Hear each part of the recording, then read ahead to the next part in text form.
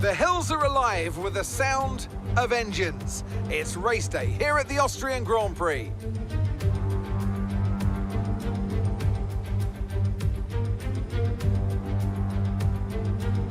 The Spielberg circuit then is situated 700 metres above sea level, with just 10 corners making up one of the shortest laps of the season. One time around here is a distance of around 2.6 miles, with the best overtaking chances into turn 1 or the tight uphill of turn 3.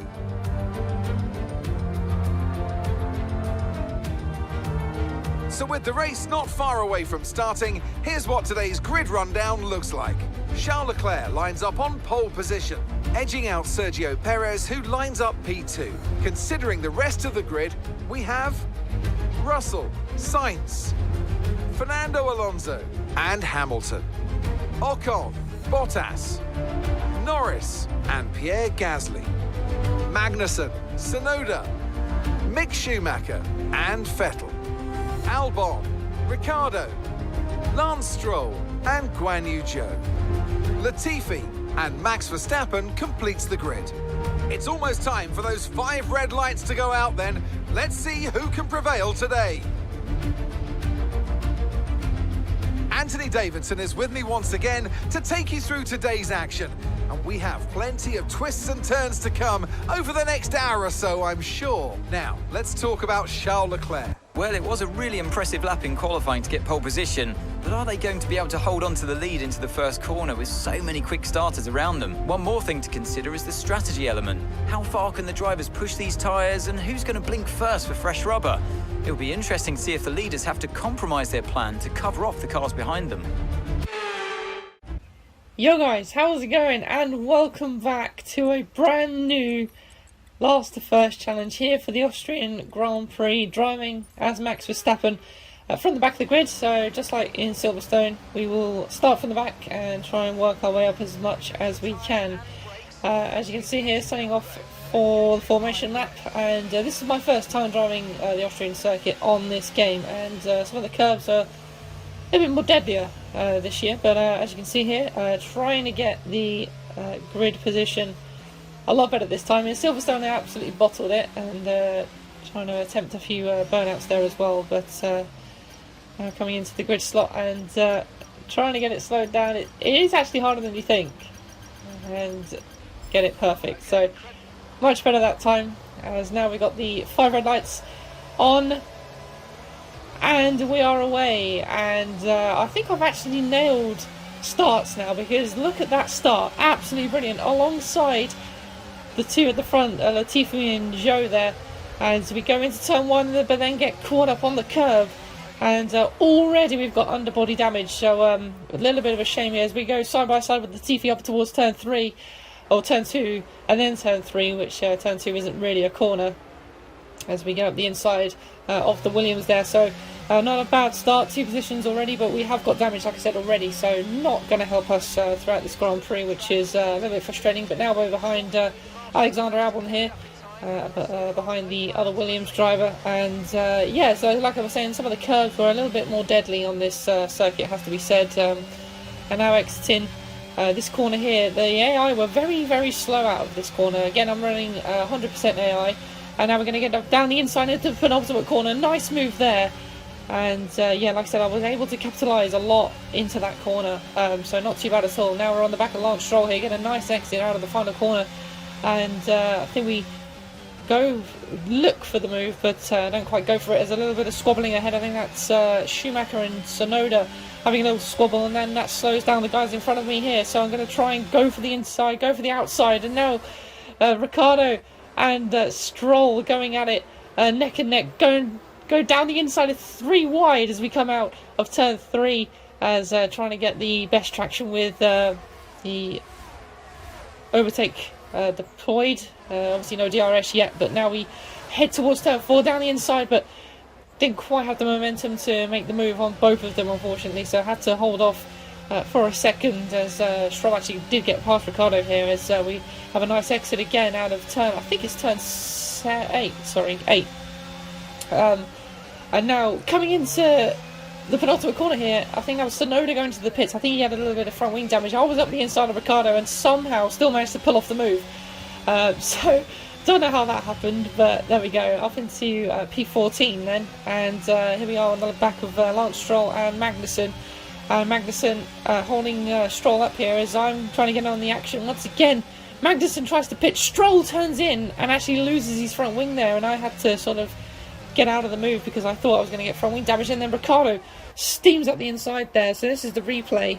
Stroll goes to the move, loses his front wing. I go wide trying to avoid the debris, and then Ricciardo very close to the back of me there, but we move on. We managed to survive without any damage, and now we're on lap 4 here, up towards turn 3, behind Lance Stroll, move to the outside on the brakes, and Stroll did a bit of a weird move there, sort of darted to the left a little bit, but never mind. We go all the way around the outside, and that is us up into P12 then. So lap 6 going on to now, just sort of grinding away at the laps here as we're about to make our pit stop here. So we did actually start on the softs, if you hadn't seen.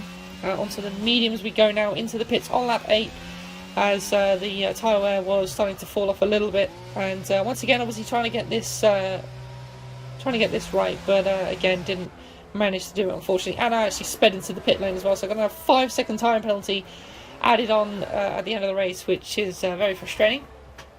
But nevertheless, we carry on out of the pits onto, like I said, a set of mediums. So unlike Silverstone, we went from the medium to soft. Now we're going to the soft to medium. And yeah, we've got a 5-second time penalty, so that's something we've got to consider. And just getting out ahead of the AlphaTauri there as well, so not too bad.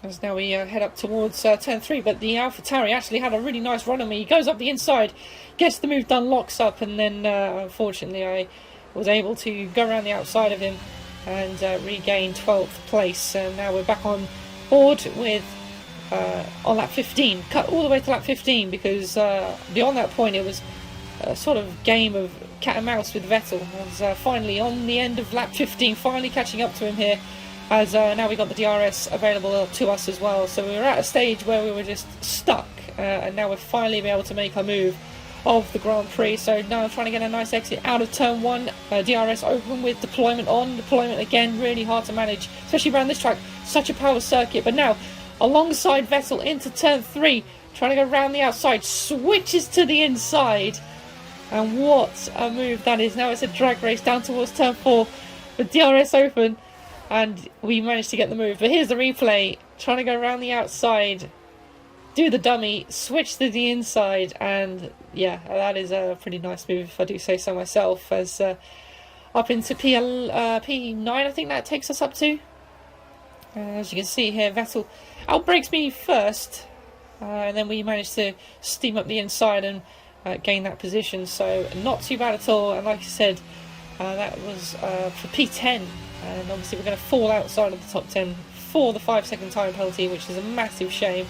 But Charles Leclerc wins the Grand Prix, but that is P10, and I think it's going to be 12th place for the Austrian Grand Prix. But yeah, not the best result, but you know, these videos are just a bit of fun, and yeah, P10, not great. Okay, pick up rubber and Rio.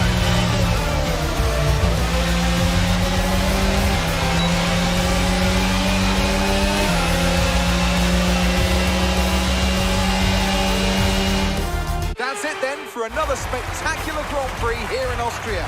And a truly magnificent drive to hang on and take the win.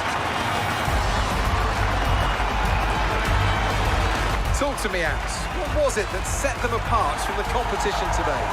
I really feel the track layout combined with the track temperatures we saw today suited their car.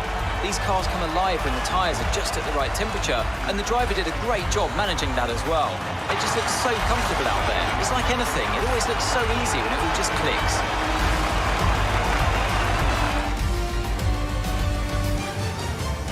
Ferrari are at it again. An excellent performance at today's Grand Prix, and they're certainly a team that know what they're doing out there.